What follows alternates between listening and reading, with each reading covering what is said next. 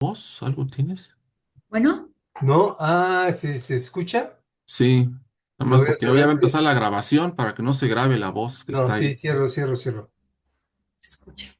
Bueno, pues buenas tardes a todos, bienvenidos. Estamos ya en la última sesión del seminario de este año. De aquí ya nos vamos a las posadas, ¿no? Tenemos ahora a César Guevara, gran amigo. Él nos va a platicar de por qué es importante conocer y rescatar las obras históricas de la matemática. Gracias por aceptar la invitación, César, y pues adelante. No, yo agradezco la invitación. A mí siempre me gusta mucho estar con ustedes y ya lo saben, ya sobra que diga, saben que me gusta mucho. Bueno, pues empecemos de lo que les voy a platicar. Pues esto, ¿por qué es importante? Porque uno muchas veces cree que, pues bueno, las obras históricas, pues ya todo está dicho, ya todo está comentado, ya todo está estudiado, y pues que prácticamente es un asunto ya de cultura general, el regresar a los textos clásicos de la matemática, y digo clásicos entre comillas, porque ahorita van a ver a qué me voy a referir. Pero resulta que, bueno, en las áreas de la matemática y de las ciencias matemáticas, no nada más la matemática como tal, sino también áreas de la física, otras áreas vinculadas a la matemática, yo creo que lo primero es que en mucho de lo que se estudia en matemáticas, yo creo que es atemporal, fíjense, es mi opinión. Hasta podría decir que no, fíjense, voy a decir algo quizá exagerado, pero lo digo, que a lo mejor en ciertas áreas podríamos decir que no hay historia de la matemática, porque sigue siendo vigente. Y será vigente, como lo digo aquí. Diversas áreas de la matemática son atemporales. No podríamos hablar de historia de ellas, porque han sido, son y serán vigentes.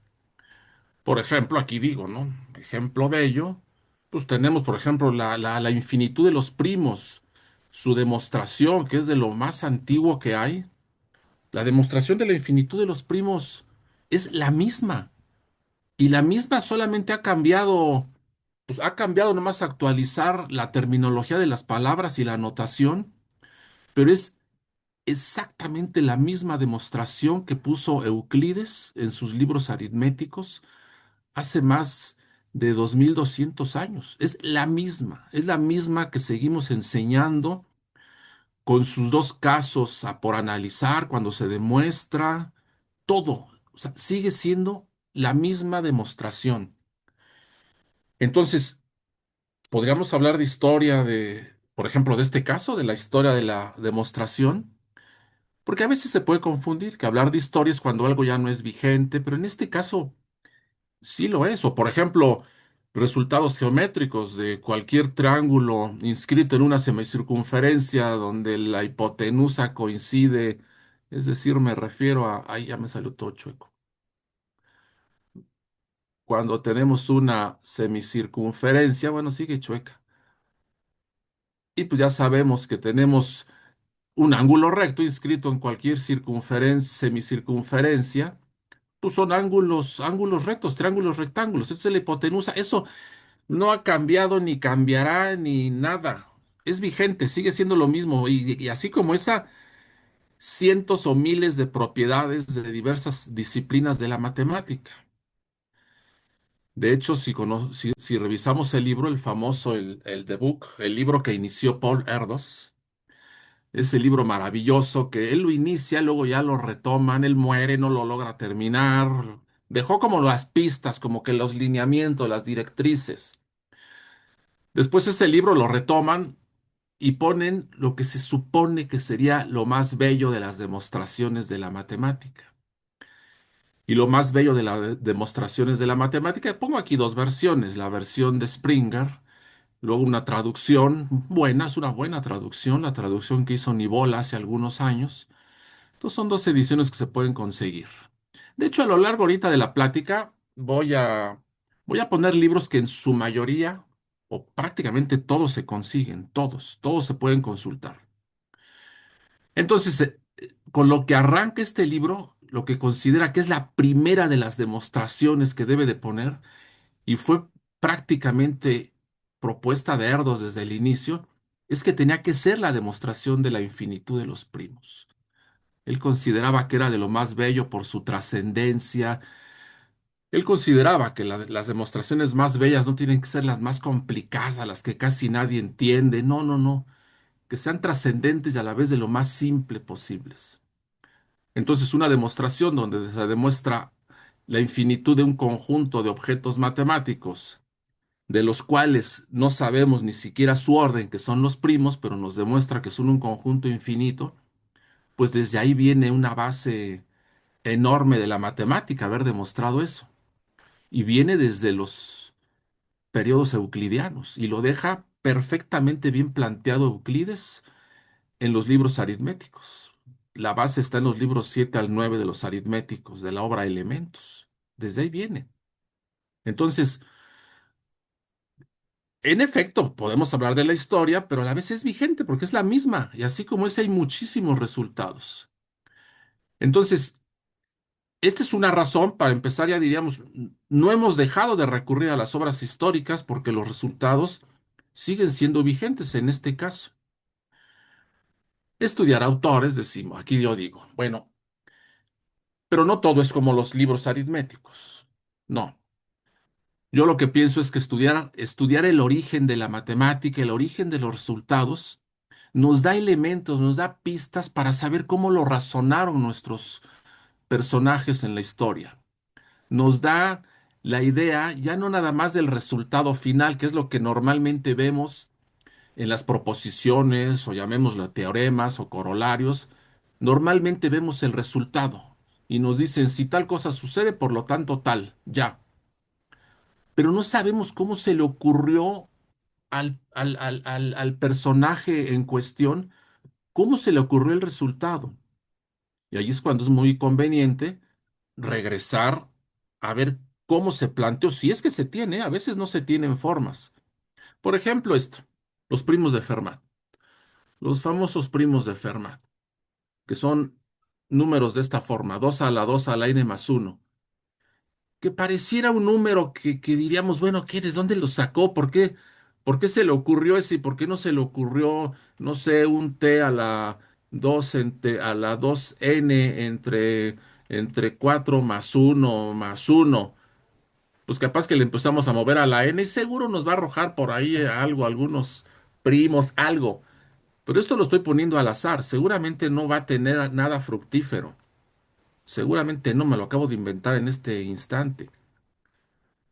Y en el caso de Fermat, pues siendo Fermat, no venía la propuesta de algo, de una ocurrencia del momento. No, claro que no. Pero no tan fácil se encuentra, porque en los libros normalmente encontramos teorías sobre números de Fermat, pero no sabemos bien de dónde. Si regresamos a los pasajes históricos, a correspondencia de Fermat, a textos donde podemos encontrar los orígenes, nos podemos dar cuenta que era algo que él visualizó de manera simple. Él visualizó que si tomábamos un número de esta forma, un a a la n más b a la n, ¿qué es lo que nos decía? Ah, pues un número de esta forma, si n es impar, si la potencia es impar, entonces lo podemos factorizar de esta forma, nos dice él. Perfecto. No hay complicación en esto. Entonces, si n es impar, lo podemos factorizar de esta forma. Por ejemplo, para n igual a 7, tendríamos esto. Bien, lo podemos factorizar. Si n es impar. Pero luego Fermat razonó el asunto y él pensó, él dijo, bueno, si n es par, entonces no lo voy a poder factorizar de esta forma. No voy a poder. Si n es par. Entonces él pensó que si en la n, en la potencia, no existiera ningún factor impar, porque si n es impar, como se diría en los textos euclidianos, si es parmente impar, es decir, si n fuera de la forma un 2 por 7, por ejemplo, pues finalmente podemos tomar la potencia como un n a la 2 a la 7, y pues finalmente estamos diciendo que es impar, y sí lo podemos factorizar. Entonces, cuando él dice, no, no, no, que sea un número par, pero parmente par, como se diría en Euclides, parmente par, es decir, que no tenga factores impares. Y si no tiene factores impares, entonces tiene que ser un número de esta forma. Y él pensó que si era un número de esa forma, entonces ya no podría ser factorizable de esta forma y de ninguna, pero no lo afirmó. Dijo, posiblemente ya no puede tener factorización, entonces serán primos. Entonces pudo probar a los números más pequeños, es decir, para n igual a cero, pues se da cuenta que pues es 3. Para n igual a uno es 5, 2 es 17, 3, 257 y todos primos, primo, primo, primo, primo. Para n igual a 4 primo, para n igual a 5 se le atoró la vida. Es un número muy grande para la época. Se le atoró ahí las cuentas y no pudo. Se lo mandó a Marín Mersenne en su momento y le preguntó que si él podía decir algo sobre este número, si era primo o no. No pudo. Mersenne a la vez se lo mandó a otros colegas del momento, igual brillantes. Nadie pudo decir nada, nadie. Entonces se quedó estancado para n igual a 5. Ya no se diga para n igual a 6, pues también. Y los que siguieron, también. Pero pasaron los años, llegó Leonard Euler, llega Euler y conoce a Goldbach, conoce a Christian Goldbach, les estoy hablando como por ahí de 1741. Conoce a Goldbach y Goldbach en una carta, de las primeras cosas que le pregunta Goldbach a Euler en una carta, entre otras cosas más, se lo pone como postdata, la carta existe. Se lo pone como una postdata al final a Euler, porque consideró que era una cosa menor y se lo pone como postdata y le dice al final, ya la postdata le dice, ¿usted qué cree? ¿Usted qué cree que este problema fermatiano, le dice, el problema fermatiano de estos números, ¿usted cree que para n igual a 5 sea primo o no? Siendo Euler se tardó como un mes, 3 semanas, un mes, y le responde después de 3 semanas. Le dice, no, no, no es primo. 641 divide a 2 a la 2 a la 5 más uno. No es primo. No es. Y no nada más eso. Después de eso, Euler, los 2 años que siguieron, escribió creo que 3 artículos respecto a los números de esta forma, tanto los primos como los números ya los de esta forma, más en general. Encontró divisores, un montón. Bueno, para no hacerles el cuento largo, hasta la fecha no han encontrado otro primo de estos. Pero para no hacerles el cuento más largo, con estos 5 primos le bastó a Gauss para demostrar el gran resultado de los polígonos construibles del libro 5 del Disquisition Arithmeticae, de que todo polígono construible tiene una cantidad de lados igual a un producto de primos de Fermat o primos de Fermat que multiplican a una potencia de 2. Pero no me meto ahorita en eso. A lo que voy es, a lo que voy es, regresemos a revisar cómo se hicieron los razonamientos para llegar a los resultados. Es decir, cómo llegó finalmente Fermat a proponer este 2 a la 2 a la n más uno, porque esto nos permite que nosotros podamos tener ideas de decir, bueno, a ver, puede ser que a lo mejor con algo muy simple pueda proponer algo que en efecto le falló, pero a la vez mm, él no supo, pero a la vez sí fue un resultado muy importante para lo que fue luego polígonos construibles en Gauss. Pero una idea pues es tan elemental de una factorización de esta forma, ¿cómo lleva a proponer este tipo de números? Que en efecto falló, sí, pero nos dejó la idea de que esto podía ser posible y esto nos puede dar otras ideas. Entonces, en efecto, nos conviene regresar a revisar cómo se ha razonado el génesis de los resultados. Hay otras áreas de la matemática donde no son vigentes la mayor parte de los resultados. No quiero decir todos, pero muchísimos ya no son vigentes. Pues en la medicina, en la biología, la física, la química, la astronomía.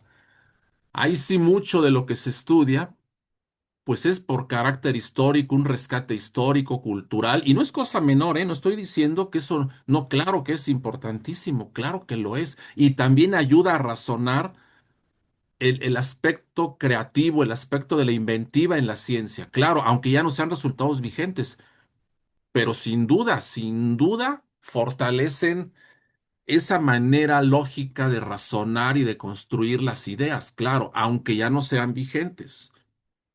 Pues sí, en la medicina, en la biología, ya no. En la física, aunque ya no, pero hay muchos resultados que los modos lógicos de construir las ideas siguen siendo vigentes, totalmente. No se diga en la astronomía. Bueno, en la astronomía ya a partir del siglo XVI, XVII, ni se diga, muchísimo sigue siendo vigente, muchísimo. Pero bueno, sigamos, porque ahorita voy a ir a cuatro personajes en particular. Porque aquí nos preguntaríamos si habrá algo nuevo en los autores por estudiar. ¿Hay algo nuevo por descubrir en los autores y sus obras del pasado? Aún dentro de los famosos, me pregunto aquí, dentro de los famosos, y no nada más pasa en la ciencia, porque uno podrá decir, ay, hay algo nuevo que decir de Newton, de Descartes, de Fermat, de Legendre, Cauchy, Ramanujan, ¿hay algo nuevo? Claro que sí, muchísimo. Y no nada más en la ciencia, en la música, que es donde yo también ahí tengo cosas que hacer. En la música me sorprendo de la cantidad de información que hay, de partituras que hay todavía que se siguen descubriendo y de los famosotes, ¿eh? De los famosotes. En los últimos, más o menos en los últimos 4 años, han encontrado nuevas partituras de Mozart, ni más ni menos. Partituras que no se conocían de Mozart, por ponerles una idea de la música. En la ciencia, incluso dentro de lo conocido, hay muchísimo que no está bien estudiado. Por ejemplo, Euclides, uno dirá, ah, ya todo está estudiado, ¿no?